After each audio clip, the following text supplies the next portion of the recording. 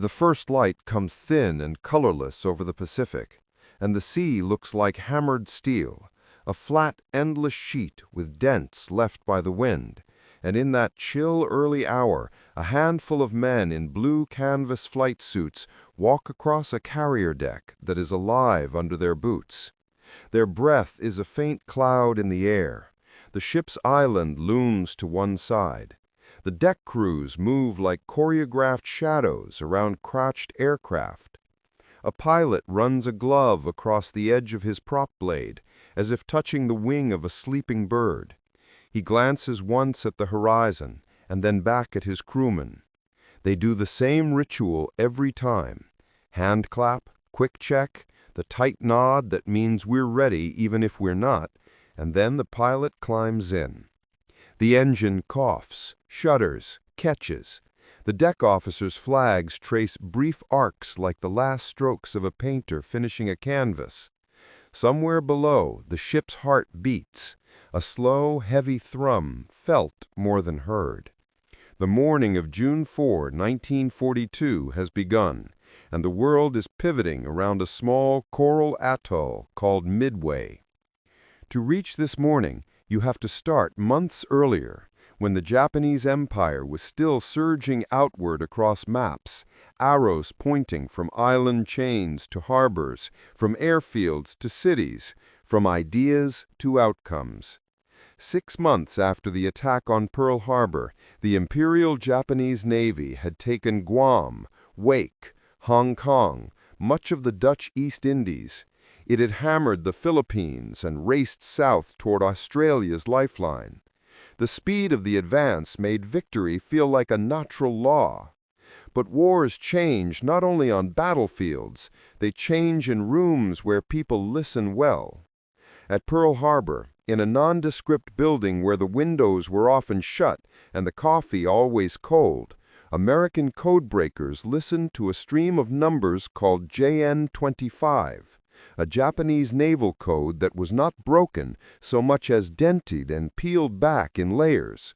In that room, a civilian-turned officer with a quiet voice and an unglamorous profession became a crucial hinge in a vast plan.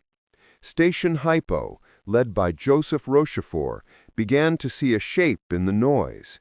The Japanese were preparing an operation against a place they called AF. AF could be anywhere. Maps were spread, pencils tapped. Was AF Midway? The guess became a test. A message went out from the atoll's tiny garrison, unencrypted as bait, complaining of a plumbing problem, a fresh water shortage. When Tokyo radio then reported that AF was short of water, the guess hardened into knowledge. The Japanese plan, named Operation MI, would draw American carriers into a trap near Midway. A simultaneous thrust toward the Aleutians would split attention. A heavy force of Japanese carriers, the same First Air Fleet that had burned Pearl Harbor's battleships, would smash what remained of American naval air power and clear the ocean to expand a protective ring around the empire. The architect of this plan, Admiral Irasoku Yamamoto, was a gambler by nature, a man who loved risk but also understood arithmetic. He wanted to lure the American carriers out and end the threat at a time and place of his choosing. What he did not know, what could not be seen from Tokyo, was that the Americans already knew the rendezvous. At Pearl Harbor, Admiral Chester Nimitz, new to the job and forced into it by catastrophe, made a decision that in hindsight looks like boldness, but at the time felt like necessity. He would meet the Japanese not with the greater surface fleet he didn't have, but with 3 carriers and their air groups, positioned north and east of Midway to ambush the much larger enemy. He had 2 seasoned carriers, Enterprise and Hornet, under a calm, analytical cruiser commander named Raymond Spruance, thrust unexpectedly into carrier command when William Halsey fell ill. And he had Yorktown, battered only weeks before at the Coral Sea, but repaired in a frantic burst of genius and grit that turned damaged plating and ruptured pipes into a ship healed just enough to fight again. Her own air group still reconstituting, Yorktown sailed with borrowed squadrons, borrowed time, and a crew that had learned to fix holes faster than they appeared. For the Japanese, the plan was a sophisticated dance of multiple forces. 4 big fleet carriers, Akagi, Kaga, Sōryū, and Hiryū, would carry the professional edge of Japan's naval aviation, the elite air crews that had cut their teeth over China and triumphed across the Pacific.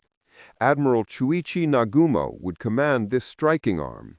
Yamamoto's battleships and cruisers trailed far behind as a sledgehammer to finish what the carriers began. A separate task force would hit the Aleutians as a diversion. Radio silence, split scouting lines, and an assumption that surprise still belonged to them formed the frame of their thinking. On the small smear of land called Midway, Marines, Navy personnel, and civilian contractors lived in a world of coral grit and wind, with revetments carved into the sand like foxholes for airplanes. They had B-17 fortresses to harass ships from great height, some tired Marine fighters to claw up and meet the first wave, a handful of newly arrived TBF Avengers and Army B-26s fitted with torpedoes in a hasty attempt to make anything that could fly into something that could bite. In the days just before the clash, long-range PBY flying boats ranged out across empty water looking for what intelligence said would come. One of them, in the dead hours before dawn on June 4, found a Japanese transport group. Another picked up the glow of flight decks moving somewhere beyond the edge of the world. Alarms went out in code and in the duller language of bells and whistles. Midway's air raid sirens woke the living, and waking memories of Pearl Harbor roused the others. The first strikes of the battle did not come from carriers. Midway struck first, lifting bombers into the rising light to punch at the Japanese, to announce that the atoll would not be a passive anvil. They flew low with torpedoes that would prove unreliable, and high with bombs that would prove inaccurate, and they flew anyway. Few hits were scored. What mattered most in that moment was time.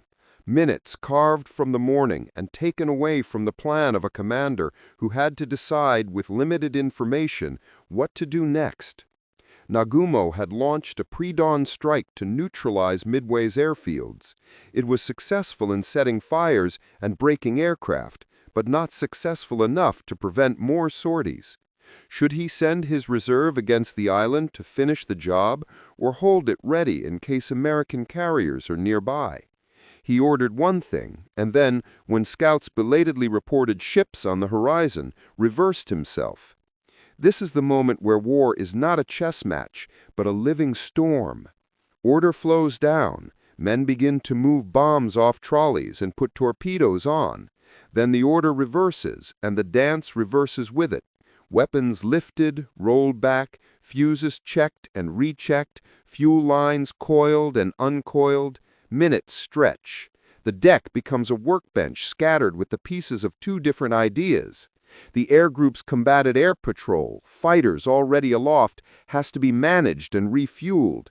Returning planes from the first strike are on their way back and will need to land.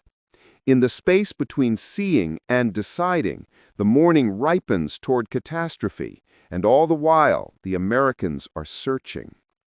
On 3 flight decks to the east, briefing rooms had turned into classrooms of spoken maps. Pilots traced arcs in the air with forefingers, memorizing bearings. A squadron leader from one carrier looked at his men and told them to do what they had trained to do, and to follow him if they lost each other. His words were ordinary, but the silence afterwards made them seem more important. They climbed into cockpits that smelled of oil and canvas and salt. When the carriers turned into the wind and the deck crews signaled the first aircraft forward, each plane took the ocean in its teeth and pulled free, wheels folding, engines crying happily to be allowed to do the thing they were built to do. The first wave went out, then another. Dive bombers high and wary, torpedo planes low and steady, fighters trying to be in two places at once. At that moment, each American squadron believed it was part of a larger pattern, a neat set of concentric circles that would tighten around the enemy. In reality, chaos took its seat at the table. Navigation errors, weather, miscommunication, and the sheer immensity of the sea scattered the neat formation into 3 different hunts. One path led to emptiness. A carrier's entire strike group flew 100 miles and found nothing but ocean, then pushed further because turning back with bombs still on the wings is a hard thing to do when your friends are somewhere ahead. Another path brought men within sight of the enemy, but without their fighters. The torpedo planes that had to fly low and straight, slow compared to the enemy's agile fighters, arrived alone. They did not scatter. They did